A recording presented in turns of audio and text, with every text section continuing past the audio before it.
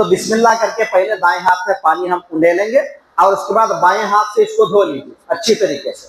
और ये खिलाल भी कीजिए उंगलियों से, ये इस तरीके से, ताकि उंगलियों के बीच में कोई सूखापन ना रह जाए। रगड़ रगड़ करके धोइए। उसके बाद फिर उसी पानी से, हाथ भीगा हुआ है, ये हाथ को भी, बाएं हाथ को भी धोइए। इस तरीके से 3 मरतबा आपको करने का है। उसके बाद फिर और एक पानी लीजिए और थोड़ा मुंह में लीजिए और थोड़ा नाक में। मुंह में जो लेंगे उससे आपको कुल्ली करने का है, और नाक में जो पानी लेते हैं वो नाक के सामने रख करके उसको ऊपर खींचने का है।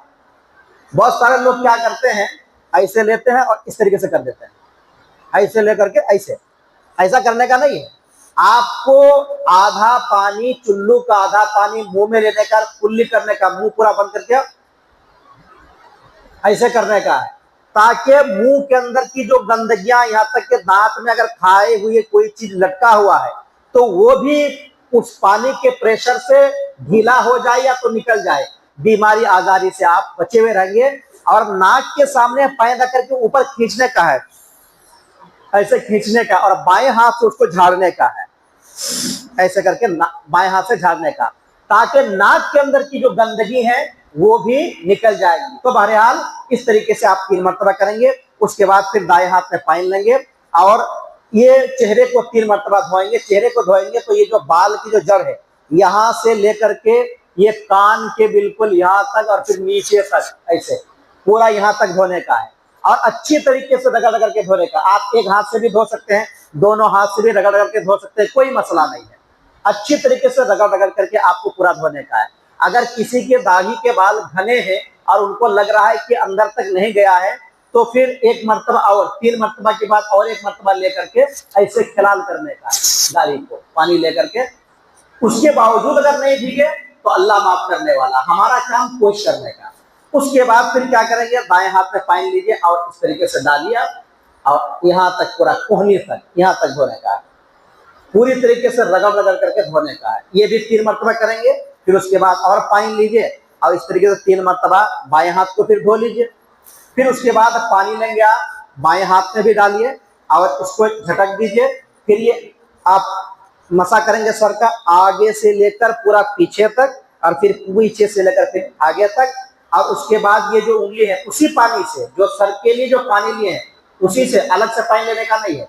ये दोनों उंगली को कान के पूरा अंदर लेके जाने का है। और ये जो यहाँ पे जो गड्ढा वगैरह है, बनावट है, इसमें ऐसे फिराते हुए पूरा यहाँ बाहर तक लाने का है, इस तरीके से। और फिर ये अंगूठे से ये बाहर को इस तरीके से करने का है। तो ये धूल वगैरह जो रहेगा ना, ये पूरा धूल ये कान के भी अंदर और बाहर के आपके साफ हो जाएंगे। उसके बाद आपको पहले दाएं पांव को धोने का है।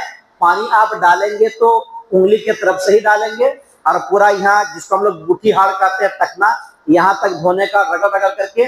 और ये बाएं हाथ की छोटी उंगली से, जिसको हम लोग केनी उंगली कहते हैं, इससे ये जो उंगलियों के जो जड़ है इसमें घुसाने का है, खिलाल करने का है, ताकि यहाँ सूखा ना रहे।